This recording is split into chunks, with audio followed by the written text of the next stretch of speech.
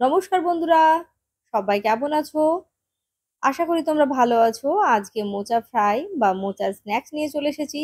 খুবই সহজে, খুবই ইজি ভাবে কিভাবে বানানো যায়, চলো পুরো ভিডিওটি দেখে নাও। এর জন্য আমি একটা মোচা নিয়েছি। মোচাটা পুরোটা নেব না, তবে মোচা থেকে কয়েকটা ফুল আমি ছাড়িয়ে নেব। তারপর মোচার থেকে ভেতরে যে অংশগুলো যেগুলো ফেলে দেওয়ার সেগুলো ফেলে দিয়ে আমি তারপরে পরিষ্কার করে ধুয়ে নেব। দেখো, এখানে কিন্তু আমি মোচাটা ছাড়িয়ে পরিষ্কার করে ধুয়ে নিয়েছি। এবার যেটা করব, এটার জন্য একটা ব্যাটার তৈরি করতে হবে। তাই জন্য আমি 3 চামচ নিয়ে নিচ্ছি বেসন, আর এর মধ্যে দেব 1.5 চামচ চালের গুঁড়ো, তাতে এটা বেশি ক্রিস্পি হবে। আর এখানে দিয়ে দেব আমি পরিমাণ মতো লবণ। দেখো, 1.5 চামচ চালের গুঁড়ো দেওয়া হয়ে গেছে, আর পরিমাণ মতো লবণও দিয়ে দিয়েছি। আর দিচ্ছি আমি অল্প পরিমাণ লঙ্কার গুঁড়ো, আর এখানে দিচ্ছি সামান্য কালো জিরে। এবার এটাকে একটুখানি মিশিয়ে নিচ্ছি। তারপর এটা অল্প অল্প জল দিয়ে একটা ঘন ব্যাটার তৈরি করে নিতে হবে বা মিশ্রণ তৈরি করে নিতে হবে। জলটা কিন্তু একেবারে একসাথে দিয়ে দিলে চলবে না, জলটা অল্প অল্প করে দেব। আর এটা আমি তৈরি করে নেব। তো দেখো, আমি কিন্তু এখন এখানে একবারে জলটা দিইনি, এখানে চালের গুঁড়ো দেওয়া রয়েছে, তার মানে একটু জলটা লাগবে বেশি। তো যাই হোক, দেখো তোমাদের দেখাচ্ছি যে আমি এটা ঠিক কতটুকু ঘনত্ব রেখেছি। দেখো, দেখে নিশ্চয়ই বুঝতে পারছো যে এটা কতটুকু ঘন রয়েছে। তো চলো এটাকে এবার ফ্রাই করে নেব। তার আগে আমি এখানে দিয়ে দিচ্ছি ধুয়ে রাখা মোচাগুলো বা মোচার ফুলগুলো। এবার এটাকে আমি তেলে ভেজে নেব। তো এখানে আমি কড়াই বসিয়ে দিলাম আর দিয়ে দিলাম এখানে সাদা তেল। তেলটা এখানে গরম হয়ে গেছে। এবার যেটা করব, এগুলোকে ভালো করে বেসনের সাথে ডুবিয়ে নেব।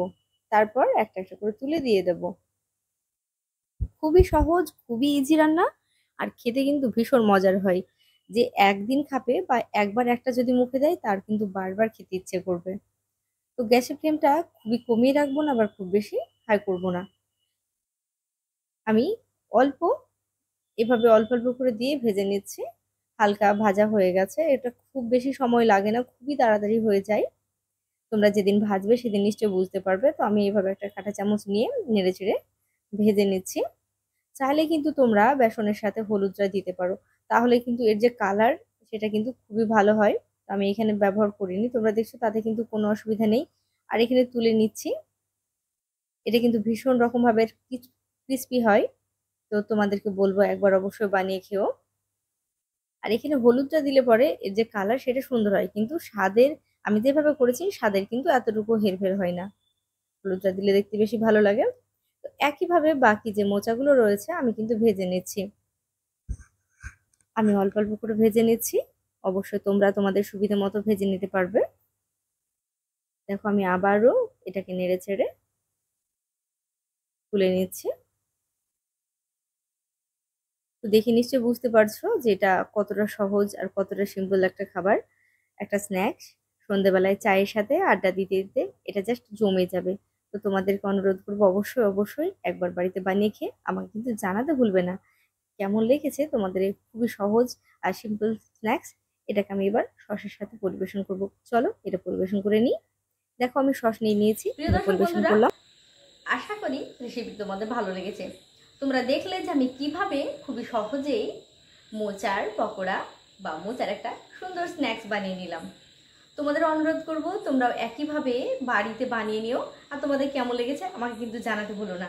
আর যদি ভালো লাগে তাহলে অবশ্যই বন্ধুদের সাথে শেয়ার করতেও কিন্তু ভুলো না। আর যারা নতুন বন্ধু রয়েছে তাদের অনুরোধ করব তোমরা অবশ্যই আমার চ্যানেলটি সাবস্ক্রাইব করে নিয়ে আমার পাশে থেকো, বেল আইকনটি প্রেস করে আমায় সাপোর্ট করো। সবাই ভালো থেকো, সুস্থ থেকো। দেখাবো অন্য একটা রেসিপিতে। নমস্কার।